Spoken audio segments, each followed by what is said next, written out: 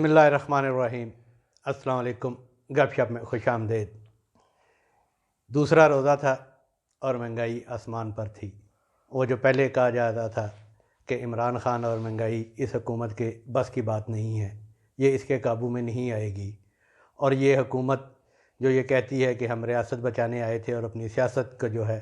कुर्बान कर दिया है, लेकिन सियासत तो कुर्बान हो गई,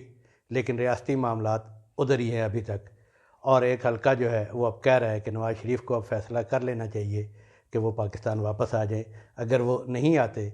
तो मौजूदा जो उनकी टीम है वो उनकी रही से ही जो साख रह गई है उनकी पार्टी की वो भी ख़त्म हो जाएगी। हसन न्याज़ी जो हाफ़िज़ साहब और हाजी साहब को ललकारता था लाहौर में, वो इस वक्त पुलिस कस्टडी में है और उन्हें अब सुबह कोयटा पेश किया जा रहा है और कोयटा पुलिस के हवाले कर दिया गया है। देखते हैं कि वो कितना मस्त कलंदर करते हैं जिसका उन्होंने ऐलान किया था। मियाँ साहब, ये है तमाम सूरत। और भी कई बातें हैं जो आप वो मैसेज एक दफ़ा दे दें अपना। जी, बिस्मिल्लाहिर्रहमानिर्रहीम। सबसे पहले तो मैं अपने नाज़रीन से रिक्वेस्ट करूँगा, हमारे चैनल को सब्सक्राइब भी करें, लाइक करें, कमेंट करें और इसके साथ साथ जो बेल आइकन है उसका बटन एक दफ़ा ज़रूर प्रेस कर दें ताकि हमारे वीलॉग आपको बर वक्त मिल सकें। हसन न्याज़ी इन्होंने तो खुद अपने लिए वो जो कहते हैं ना, आ बैल मुझे मार, इनका तो वही हाल है। और तहरीक इंसाफ के बाकी भी दीगर कितने ही सरगर्म कारकुनान हैं जो कि पहले कई दिन से कह रहे थे कि यार आप सियासी सरगर्मियों में हिस्सा लें, लेकिन अपने अंदाज में, अपने अतवार में, अपनी गुफ्तार में, अपने बिहेवियर में वो पॉलिटिकल वर्कर की जो है वो चीज़ लेके आए। लेकिन ये तो किसी की बात ही नहीं सुनने को तैयार थे, धमकियां दे रहे थे और नाजेबा अल्फाज इस्तेमाल करते थे। और ताकतवर हलकों को, जो ताकतवर हलके जो हैं वो ताकतवर ये नहीं है कि फ़र्द ताकतवर है, असल में तो वो ओहदे ताकतवर है ना। जो हमारे, अगर हम फ़ौज की बात करते हैं, चीफ़ ऑफ आर्मी स्टाफ की बात करते हैं, तो चीफ़ ऑफ आर्मी स्टाफ जो है अकेला कुछ नहीं है। बेसिकली वो एक पूरे अदारे को और एक पूरे महकमे का सरबराह है जो इस मुमलकत की हफाजत पर मामूर है। गो के ठीक है, सबको इख्तलाफ है उनकी सियासी पॉलिसियों पर, लेकिन ये जो हसन न्याज़ी साहब की जो गिरफ़्तारी हुई है, इसमें तो मैं तो यही कहूँगा कि उनके जो आप पीछे भी देख ले, जब उनके मामू बरसरे इक़्तिदार भी थे उस वक्त उनके क्या रवैये थे और उसके बाद भी क्या रवैये थे, कितनी थ्रेटनिंग गुफ्तगू थी। तो ये तो वही है कि यू आस्क फॉर इट। बिल्कुल खान साहब, आप बिल्कुल ठीक कह रहे हैं। ये जो हमारे कौमी भांजा है, कौमी भांजा ही हुआ ना, इमरान खान का भांजा है। तो ये कौमी भांजा साहब ने जिस दिन ये इस किस्म की ट्वीट्स वगैरह कर रहे थे तो हम लोग आपस में डिस्कस कर रहे थे, भैया अपने आप को खुद ही जो है ना दावत दे रहे हैं। ये सिर्फ खाली हसन न्याज़ी नहीं है, ये सारी डायरेक्शंस जो हैं वो पीटीआई के जो चेयरमैन हैं इमरान खान साहब, उनकी तरफ से इनको डायरेक्शंस आती हैं। सिर्फ इनको नहीं आती हैं। फिर फ़ौज के ख़िलाफ़ गालम गलोच करो, वो अपनी जो सोशल मीडिया की टीम है उसमें भी उन्होंने यही तरीक़ाकार जो है रखा हुआ है। उनको जो है एक लाइन दे देते हैं पे फ़ौज को गालियाँ निकालनी शुरू कर दें, कभी वो इस किस्म की ट्वीट्स करनी शुरू कर देते हैं, जीएचक्यू के अंदर फायरिंग हो गई, कभी कहते हैं जी फ़ौज के अंदर बगावत हो गई। अब इस किस्म के उनके जो लोग हैं वो ये कारस्तानियाँ करते हैं और जिनका हकीकत से कोई तल्लक नहीं होता। अभी आप देखें वो जो इनके एक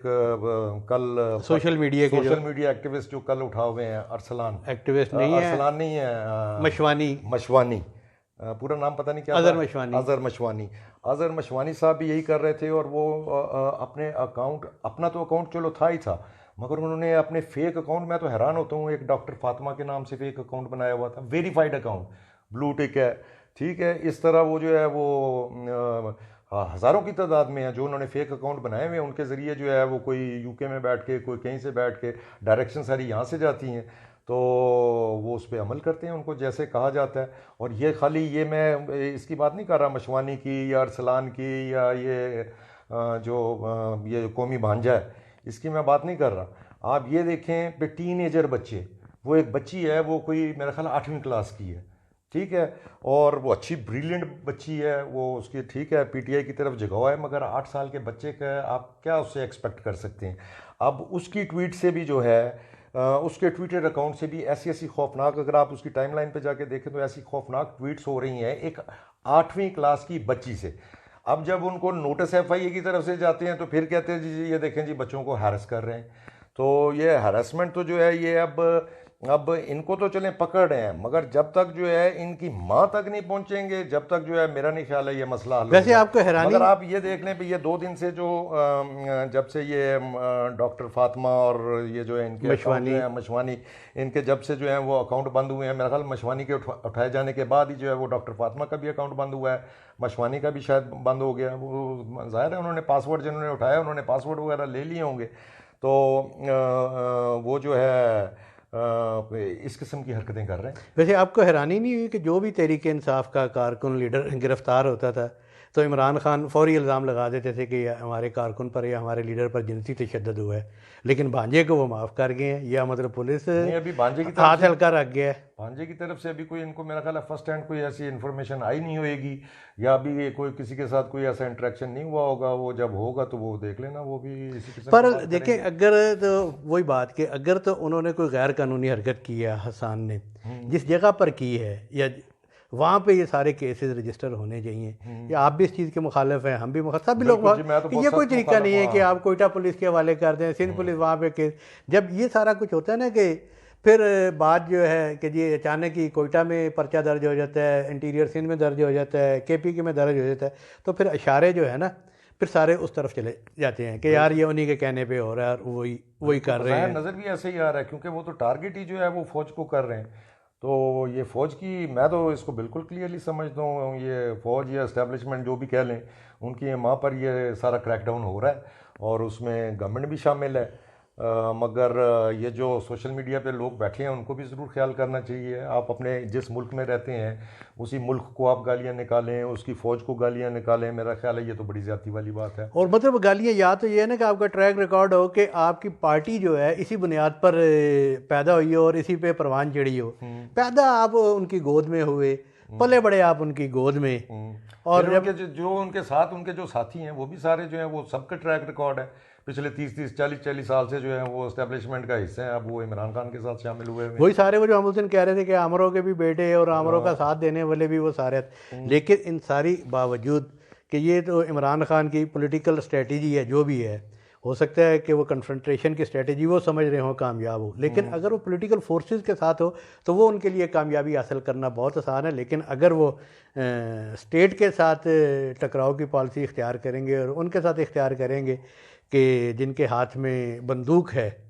बंदूक तो होनी यही चाहिए कि मुल्क की दफ़ा के लिए, लेकिन जब आप उनकी क़यादत को, उनकी कमांड को जो है गलीज़ अल्फाज से इस्तेमाल करेंगे, तो मैं तहरीक इंसाफ के कारकुनों से पहले भी अपील करता हूँ, अब भी यही अपील करूँगा कि आप भरपूर सियासी एक्टिविटी में हिस्सा लें, जलसों में भरपूर तरीके से जाएँ, जुलूसों में जाएँ, अपने मौक़िफ़ का इजहार करें। ये सोशल प्लेटफॉर्म, मीडिया का जो प्लेटफॉर्म जिस पे आप बहुत ज़्यादा मजबूत हैं, इस पर अपना जो मैसेज है वो महज़ब अंदाज से दें ताकि आपके लिए और लोगों के दिलों में पैदा हो, लेकिन इस तरीके से नहीं।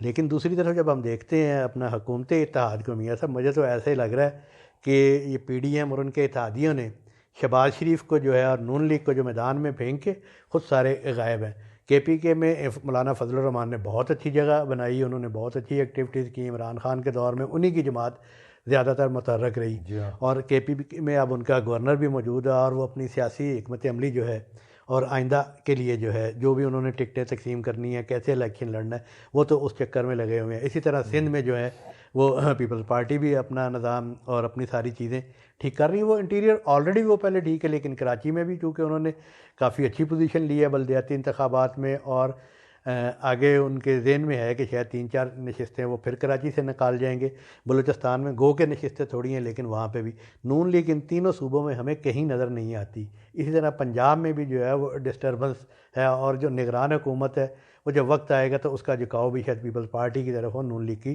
तरफ नहीं होगा। तो इसलिए हम कह रहे हैं कि अगर मियाँ नवाज शरीफ ख़ुद नहीं आएंगे यहाँ पे इस मौके पर आके अपनी पार्टी को और नहीं संभालेंगे तो शायद ये पंजाब उनके हाथ से निकल जाएगा। आपका इसके क्या कहना है? बहरहाल बातें आपने बिल्कुल ये सारी ठीक की हैं। ये तो शहबाज शरीफ को, ये मैं तो ये जरदारी को क्रेडिट देता हूँ जी। नहीं, जरदारी ने है सियासत इक़्तिदार के लिए है। जरदारी ने इतने कमाल महारत से जो है इनको शहबाज शरीफ को हल्लाशेरी दे के और नून वालों को राज़ी करके इनको आगे कर दिया है। खुद जो है वो पीछे बैठ के मज़े ले रहे हैं। सूबे की हुकूमत सिंध की उनके पास है, फॉरेन मिनिस्टर बिलावल भुट्टो है, वो अपनी जो है नेटवर्किंग कर रहा है, तो इनको नहीं तो सिर्फ सिंध देखे ना, पहले सिंध तक थी, अब केपी में भी उनका हिस्सा है, पंजाब में भी हिस्सा है, फेडरल में भी हिस्सा है, हर जगह। जीबी में तो खैर नहीं, जीबी में तो वो पीटीआई की हुकूमत है, वहाँ पे भी उनकी स्ट्रॉन्ग असली फुटिंग जी हाँ, दूसरे नंबर पे वो आए थे। लेकिन मैं इक़्तिदार में हिस्से की बात कर रहा हूँ, जी हाँ, कि कहाँ वो सिंध की हुकूमत तक महदूद हो गए थे, लेकिन उन्होंने ये सारे पत्ते ऐसे पूरे पाकिस्तान में जो है उन्होंने अपनी जो है वो अपने पाँव जमा लिए हैं। और जो स्ट्रॉन्ग होल्ड था नून लीग का, वो अब मैदान जंग बना हुआ है पीटीआई और उसके नून लीग के, और वो बड़े खामोशी से जो है वो जनूबी पंजाब में बहरहाल मियां साहब को तो मेरा ख्याल है जितना जल्द हो, वो हमने वैसे खबर तो ब्रेक की थी, उन्होंने आखिरी अशरा जो है वो सऊदी अरब में गुजारना है, और उसके बाद ही उनकी ईद के बाद ही कोई वापसी के उनके प्लान बन रहे हैं। तो बहरहाल वो भी हम देखते हैं, वो वापस आके वाकई उनको जो है अपने ये एक तो जो केसेस हैं उनका सामना करना चाहिए, और बाकी जो है वो फिर लीड करें ज़रा। उनके पास अब क्या बयानियाँ लेके आते हैं, वो जो बयानियाँ उनका पहले था वोट को इज्जत दो, उसमें तो मेरा ख्याल जान ख़त्म हो गई, वो तो अब पीटीआई वालों ने हाईजैक कर लिया है, अब तो वो वोट की इज्जत मांग रहे हैं। तो फिर उनके पास यही होगा, मैशत की बहाली का अगर कोई प्रोग्राम हो तब भी है। असल मसला तो माशी असल में यही वो इनका गवर्नमेंट के एंड पे जो है ना, उनके इशू ये चल रहा है, जो इनको जो माशी जो बहरान का सामना करना पड़ा है ना, वो इनका मेजर इशू है। तो इनका ख्याल है हमें अगर थोड़ा सा ब्रीदिंग स्पेस मिल जाए, ये जैसे आगे जून में बजट आना होएगा, और उसके बाद जो है ये इनका ख्याल ये है कि जब तक हमारे कोई IMF से भी हमारे जो है चीज़ें जो है मामला तय पा जाएंगे, और डोनर एजेंसी से कोई हम लोग लोन सिक्योर कर लेंगे, और जिससे जो है कोई आम आवाम को जो है ये रिलीफ दे सकेंगे, इसीलिए ये इसको ड्रैग करना चाह रहे हैं, अर्ली इलेक्शन की तरफ नहीं जा रहे। ये कह रहे हैं कम से कम हम जब इलेक्शन में जाएं तो हमारे पास कोई ना कुछ लोगों को देने के लिए कोई रिलीफ हो। मगर उसके साथ साथ खान साहब एक जो दूसरी ये तो चलें चीज़ें चलती रहेंगी, वो सदर साहब भी जो हैं वो भी बड़े एक्टिव हुए हैं, वो भी बड़े अपना खत मत लिख रहे हैं, हुकूमत को लिख रहे हैं जी इलेक्शन। सदर साहब का भी मामला ये है कि वो आखिर दम पे जो है ना वो बंदे के पर फड़फड़ाते हैं, और उनके भी मेरे ख्याल 4-5 माह ही रह गए हैं। उन्होंने सितंबर, मेरा ख्याल है 9 सितंबर को शायद उनकी रिटायरमेंट शायद ड्यू है, 9 सितंबर को उनकी रिटायरमेंट ड्यू है, और 16 सितंबर को जो है वो चीफ जस्टिस की रिटायरमेंट ड्यू है। तो गवर्नमेंट जो है वो मेरा ख्याल है यही इंतज़ार कर रही है ये दो जो है मेन जो ब्लॉकेज ये हट जाएं और नया चीफ जस्टिस आ जाए। अब नया चीफ जस्टिस इन्होंने उम्मीदें तो बहुत बांधी हुई हैं, नो डाउट काजी फायज ईसा जो हैं वो बहुत एक अपराइट और बड़े प्रोफेशनल किस्म के जज हैं, और उन पे कोई ऐसा कोई एलिगेशंस भी नहीं है जैसे दूसरे जो जजेस हैं उनके बारे में कुछ ना कुछ कहीं ना कहीं उनकी अलाइनमेंट होती है। तो काजी फायज साहब के बारे में इस किस्म का भी सुनने में नहीं आया, तो ये आ तो जाएंगे। हुकूमत ने भी अपने दांत तेज़ किए हुए हैं। ये एक दफ़ा जो है ये सितंबर का महीना आए तो ये सदर साहब जो खतो खताबो तो करते फिर रहे हैं। वज़ीर आज़म को जो धमकी दी है उन्होंने कि आपको तो इन्हें अदालत का सामना करना पड़ेगा, हालांकि वो सितंबर के बाद वो आप बता रहे थे कि वो कैसे उनको खुद सामना करना पड़ेगा। देखें ना, अभी सदर साहब जो है वो उनको तो इम्यूनिटी है, उनको कुछ कहा नहीं जा सकता। तो इनके ख़िलाफ़ तो एक बहुत अपना सीरियस केस जो है वो इनिशिएट होएगा, जिसकी हुकूमत ने तैयारी मुकम्मल की हुई है। जो इन्होंने दिसंबर के पहले हफ्ते में जो इन्होंने इन्होंने अप्रैल 2022 जी उसके मेरा ख्याल 2 या 3 तारीख थी जब इन्होंने प्राइम मिनिस्टर इमरान खान थे उस वक्त उन्होंने जो एडवाइस भेजी थी असेंबलियाँ तोड़ने की, और सदर साहब ने फ़ौरन जो है उसके ऊपर दस्तखत कर दिए थे। उसके बाद वो कोर्ट में केस चला गया और कोर्ट में जो है उन्होंने नेशनल असेंबली को रिस्टोर भी कर दिया, और वो 5-0 का डिसीजन था जिसमें चीफ जस्टिस बंदयाल भी थे, और वो 5-0 का डिसीजन था और जिसमें साफ कहा गया, बिल्कुल क्लियर लिखा गया कि ये इन्होंने जो है वायलेशन किया है। जो उस वक्त डिप्टी स्पीकर थे नेशनल असेंबली के, जो उन्होंने वो आगे फॉरवर्ड की थी सदर को असेंबली तोड़ने की जो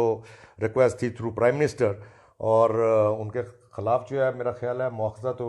डेफिनेटली जो है ये गवर्नमेंट करने जा रही है। तो नहीं मुआखज़ा जो है ना वो तो जब वो मौजूद हो उस वक्त होगा, लेकिन जो आप जिस तरफ आप इशारा कर रहे हैं ना वो कानूनी वो उन उनको ट्रायल किया जाएगा आइन तोड़ने पे। जी, आइन तोड़ने तो पे। सदर साहब आप मुआवजा नहीं, सॉरी, हाँ बिल्कुल ठीक कह रहे हैं, वो मुआवजा नहीं होगा, वो अंडर आर्टिकल 6 उनके खिलाफ जो है वो कार्रवाई, उसकी तैयारी इन्होंने लॉ मिनिस्ट्री में इन्होंने पूरी तैयारी वगैरह की हुई है, और बस यही इंतज़ार कर रहे हैं कि चीफ जस्टिस अपनी जगह से हटें और सदर साहब हटें तो फिर ये कार्रवाई करेंगे। अच्छा, वो अभी आपने पता नहीं क्या ये जो है ना, ये कि जी वो जल्दी है या फलां जो व्हाट्सएवर, ये आइनी पोजीशन है कि अक्टूबर में जो है वो इलेक्शन होंगे, क्योंकि अगस्त में जो है ये अपनी मुद्दत शायद पूरी कर लेंगे अगस्त में। और वो जो मैं हमेशा कहता था कि इमरान खान रमज़ान से पहले पहले अगर दबाव डाल के इलेक्शन ले लें तो ले लें, लेकिन इसके बाद अब वो मुकर्रर वक्त पर ही होंगे। और सदर साहब जो अपना फ्रंट फुल पे आके खेल रहे हैं, खुदारा हैं किसी आपके पास इतने आइनी माहिरीन हैं, ख़ुद आप जो है आइन पढ़ लें, उन माहिरीन से पूछ लें कि आपका किरदार क्या है और आपके इख्तियारात क्या हैं। आप दूसरों को जो धमकी दे रहे हैं कि उन्हें तौहीन अदालत का सामना करना पड़ेगा, आप तो जब आपकी मुद्दत मुलाजमत मुद्दत पूरी होगी, और वैसे तो मुलाजमत ही कर रहे हैं इमरान खान की, वैसे आइनी ओहदा है सदर मुमलकत का, रियासत का सरबराह, हम उस ओहदे की इज़्ज़त और तकरीम भी करनी चाहिए, लेकिन अगर उस ओहदे पर बैठा शख्स खुद ही उस ओहदे की जो है जो तकरीम ना करवाना चाह रहा हो तो आप आइन तोड़ चुके हुए हैं, और आपको इस चीज़ का बखूबी इल्म है कि जैसे ही आपकी ये मुद्दत ख़त्म होगी तो आपको आइन तोड़ने की कार्रवाई का सामना करना पड़ेगा। मेरा ख्याल इजाज़त लें जी, मेरा ख्याल यही हमने इसी यही गुफ्तगू करनी थी, या और भी कोई नहीं, आजकल रमज़ान है, चलता रहता है, तो इंशाल्लाह आपकी खिदमत में कल फिर हाज़िर होंगे। लेकिन फिर एक मरतबा मैं तमाम सियासी कारकुनों को, चाहे उनका ताल्लुक़ किसी भी सियासी जमात से हो, भाई कानून आप हाथ में मत लें, सियासी एक्टिविटी लें। अल्लाह हाफ़िज़।